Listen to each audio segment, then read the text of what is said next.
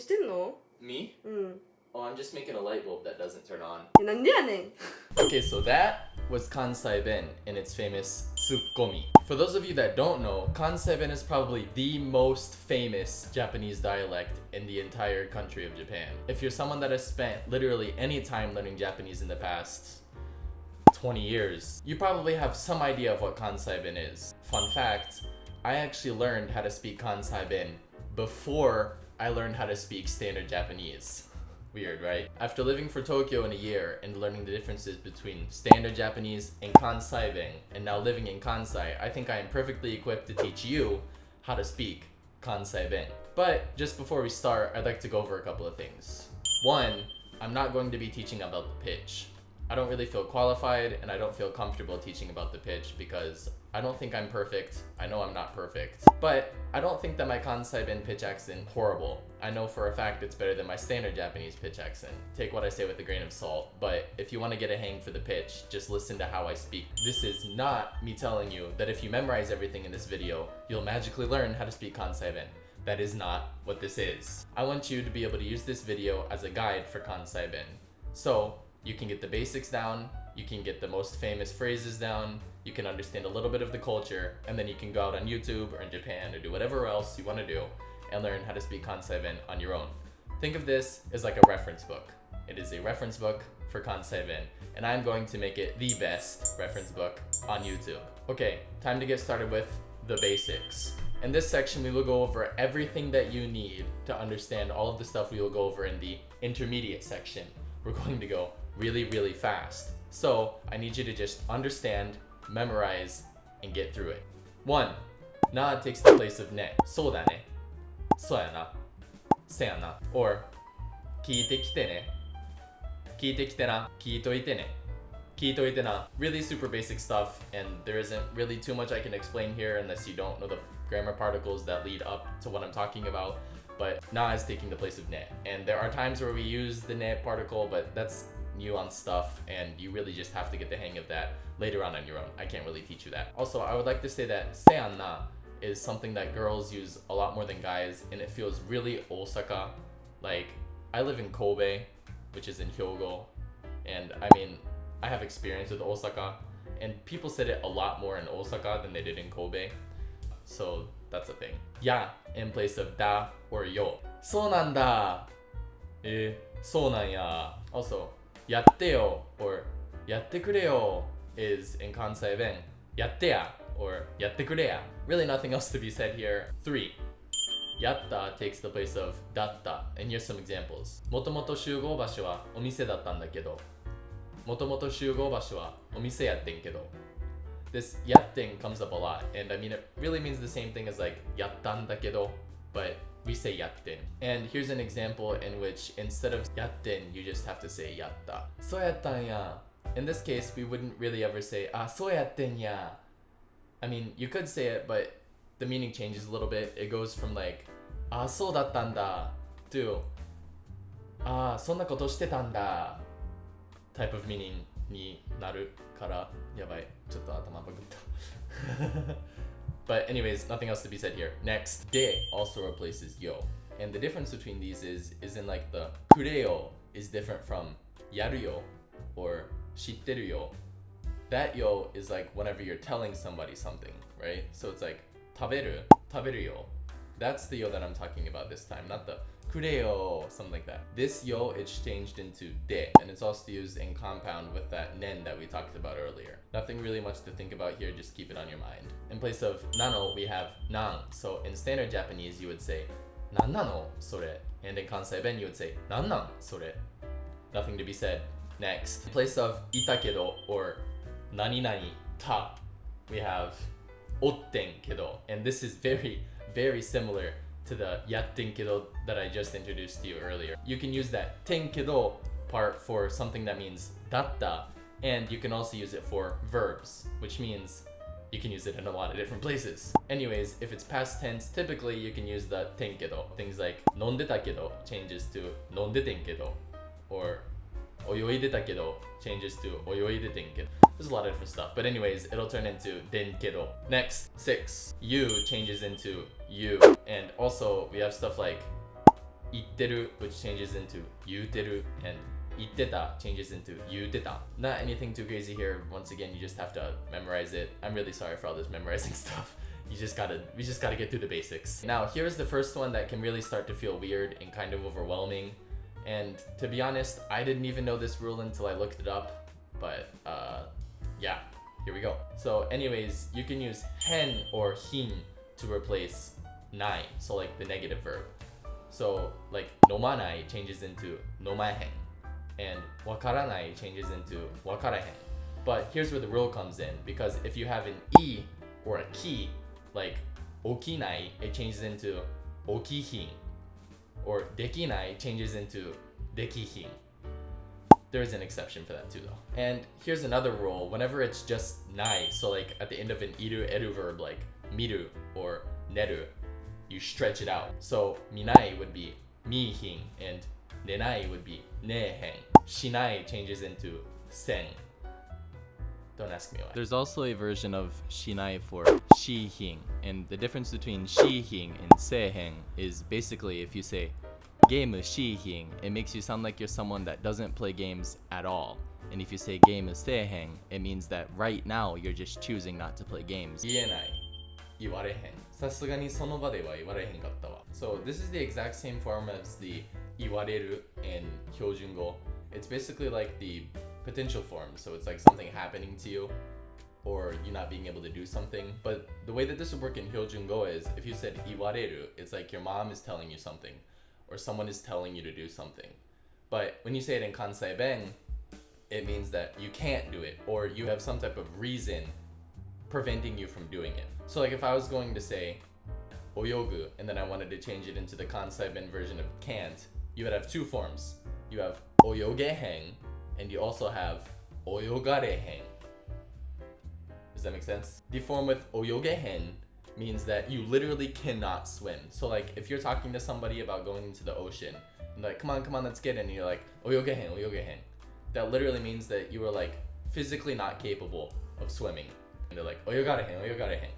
I mean, it could mean that they're physically not capable of doing it, but it most likely means that like they don't want to get their hair wet, or they have nails and they don't want to ruin their nails, or they have some type of reason preventing them from getting into the water. This is also used a lot in Tsukomi, and we're going to go over that in the advanced section. Next, in place of jan, we have yang. So, yaru jan or yatten jan would be like, omae yaru yang. Stuff like that. This is literally just the normal jang that you have, like janai ka being shortened into jang. And in Kansai-Ben, yanai ka is yang. You just have to remember it. Next. Okay, so this one's also a little bit weird because it's really just your feeling. But anyways, I'm going to teach you about it. So, so desho changes into soya na, or seya na, or soyan na. And this gets a little bit crazy because you also have the yaro form. So I'm going to explain both of them. So the soyan na and seyan na is like whenever you're seeking agreement with the person you're talking to. So imagine you're walking through the store and all of a sudden you see your friend eating somewhere, like at the mall, at the food court, and you see him way over there. Like you aren't close enough to talk to him, but you see him. Does that make sense? And you have to go home, so you just keep walking. But you pull out your phone, you dial him up, and you're like, yo, weren't you just eating? In Kansai-Ben, this would be like, Sakki tabete yan na. Right? If you want to translate this into English, it'd be like, you were just eating there, right? Right? Right? Something weird like that. Sakki tabete yan na. Like you're seeking their agreement. But if you were to say something like, Sakki tabete tan yaro, the way that this feels is not like you saw them or you know that it was happening. It's more like they told you that they were eating, or you know for knowledge that they eat at this time, or whatever else. You figure that it happens. So if you're like, Sakki tabete tan yaro, dakara korehen katta yan na. Basically I'm saying, weren't you eating at that time? Like I didn't see you, I don't know for sure, but weren't you eating at that time? That's why you couldn't come. And then at the that's why you couldn't come, dakara korehen katta yan na. I'm seeking your agreement. Do you see the difference in the way I'm using these words? Please understand. Okay, so we made it to intermediates. I'm proud of you guys. This is going to be like applied Kansai-Ben. I'm going to start teaching you like how to think in Kansai-Ben and like the phrases and stuff. So yeah, here we go. Also, don't expect to memorize all of this in one go. Like I said, I don't have any of it memorized either. I'm just speaking. I want you to use this as a guide for Kansai-Ben, not necessarily a study sheet or something like that. Okay, intermediate 1. もし知ってやってたのなら And in Kansai-Ben, this is もし知ってやったんやったら or もし知ってやってたら And to me personally, this もし知ってやってたんやったら feels a little bit more natural than the other one. But if I'm being honest, both are often used in place of the nara in Hyojungo. And if I'm being honest, this nara is really never used like ever in Kansai-Ben. And I know that sounds really weird, but if you actually came here to Kansai and kind of experienced it, we don't really ever use nara. It's always yattan yattara or yattetara. So yeah, there you go. Next, this one is probably the single most hard lesson in the entire video. Here we go. Example. やからやってんねんな。やってんけど、なんかちゃうかってん。やからもうほんまわからへんわ。And if you were going to say this in standard Japanese, it would be like, だからやってたって言ったんでしょ？でもなんかおかしい気がしてたからやめた。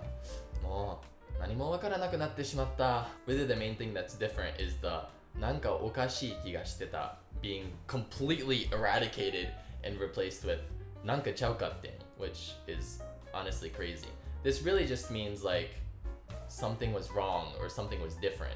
I'm going to take this opportunity to teach you guys that Kansai-Ben way of saying 違う is ちゃう. So it's like saying 何か違ってた. But in Hyojungo, if you say 何か違ってた, it doesn't really give off that feeling of something being like 何かおかしい, 何か変だった. But if you say it in Kansai-Ben, it's like なんかちゃうかってん, なんかおかしかったわ, なんかちょっと変やったからやめた.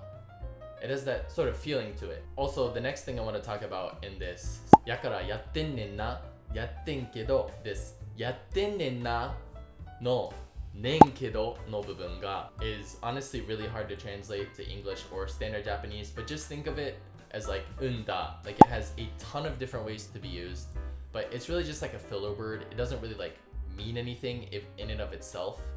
It's just like a way for them to continue speaking. And many times this is omitted in spoken Japanese. So you could say something like やから食べてんねやろ.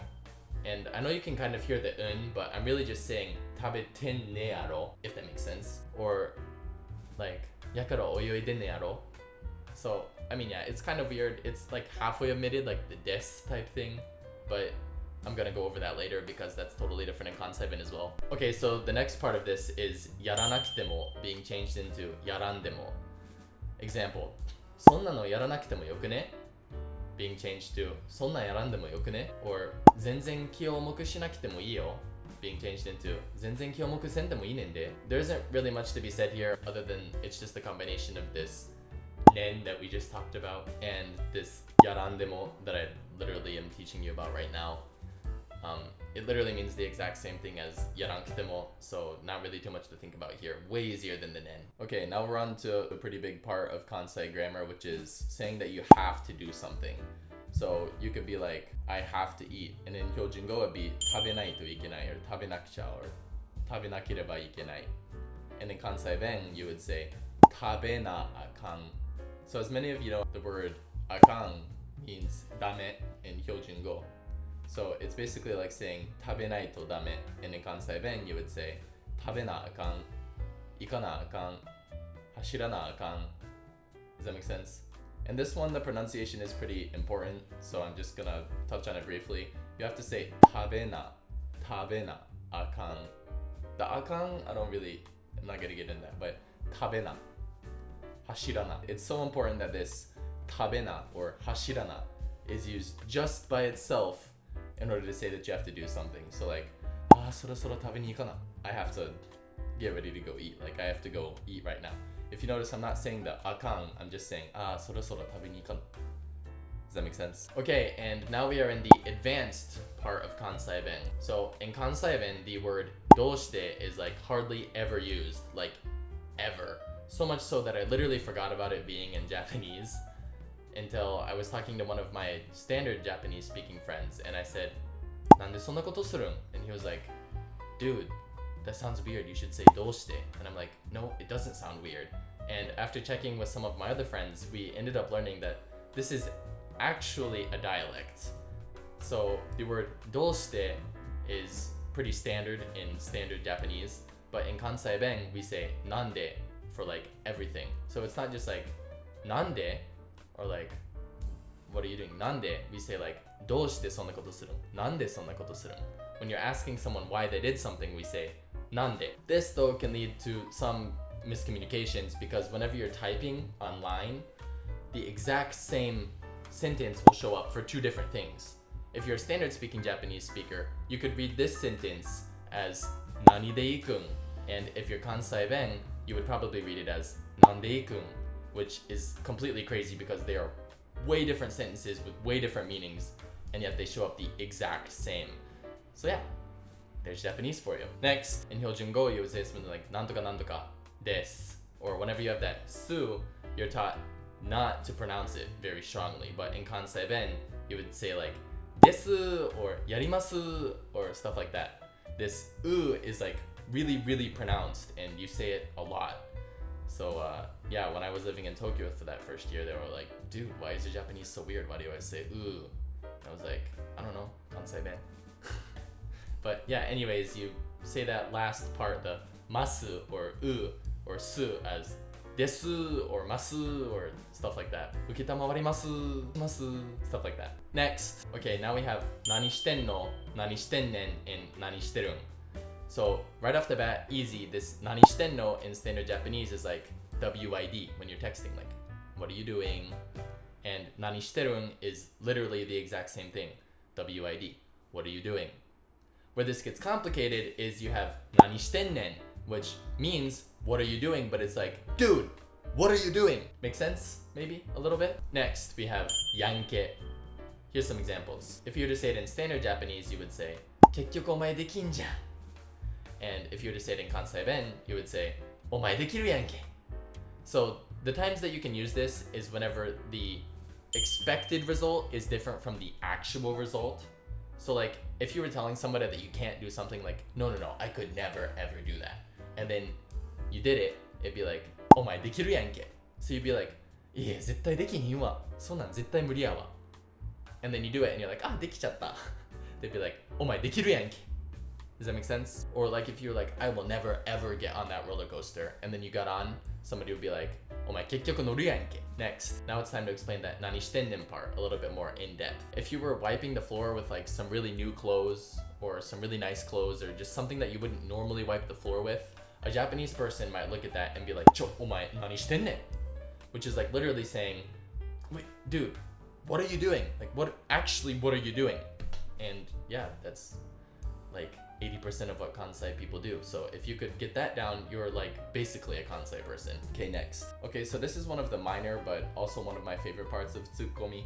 It's completely different from Hyojingo, so you kind of really just have to know it or else you wouldn't ever be able to ever understand it. And I feel like a lot of times people from Kanto and people from Kansai often get this mixed up with each other.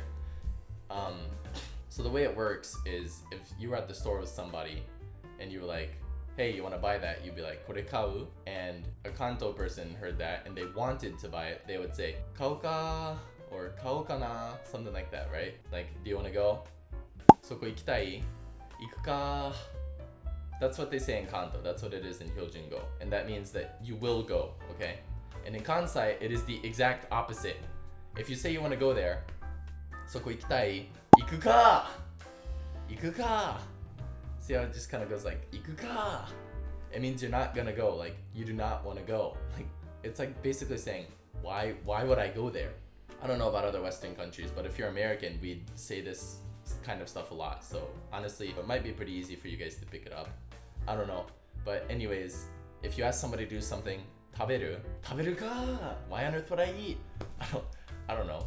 I think you should eat. He thinks you should eat. Why aren't you eating? I don't know, but you're just saying it. 食べるか? 買うか? Why would I do that? Okay, this one is also just a cultural difference. In Kanto, whenever you move something back, like if I grabbed this empty iPad case and I was like, yo, will you put this back? In Kanto, you would say, これ戻してくれへん? In Kanto, you would say, これ戻してくれない? And in Kansai you would say これ直してくれへん.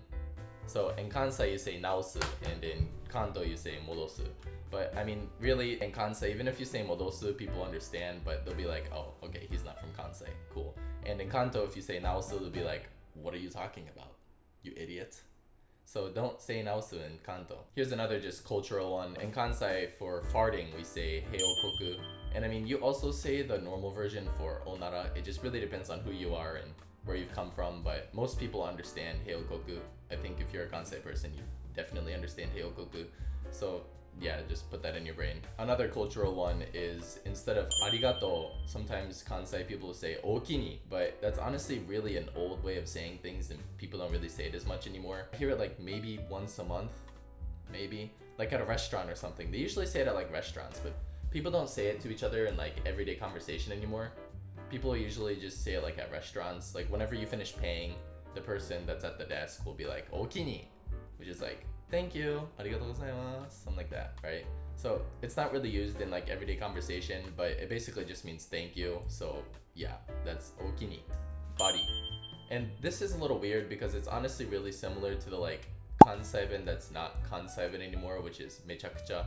It just really emphasizes whatever you're gonna say. So it's like, いや、バリ疲れたわ, or something like that. You just say it to mean like めちゃくちゃ or super, I'm really, really tired. いや、バリ疲れたわ. バリ高ない? Isn't that really expensive? Just stuff like that. You just use it to emphasize whatever you're saying next, and it's used a lot in Kansai-Ben. Or sometimes it's also used like バリバリ, but it means the exact same thing, so don't be confused by it. And finally, yes, the final point in this video, I'm going to go over なんでやねん, which is honestly really similar to this なにしてんねん, but it's just a little bit different, and I'm sure 100% of you have heard of this なんでやねん before, because I literally used it in the intro of this video, and all of you watched into this video, right? Right? Anyways, a Japanese person could be like, 何してんの? And somebody else could be like, 電気のつかない電球作ってん. And then the Japanese person, なんでやねん? If you were to translate it like I did in the intro, you would basically just say, what are you doing? And then the other guy's like, I'm making a light bulb that doesn't turn on. Why on earth would you make a light bulb that doesn't turn on? Makes zero sense. And Japanese people find that stuff hilarious, especially Kansai people. So yeah, you get that down, you're basically a Kansai person. Thank you. Done.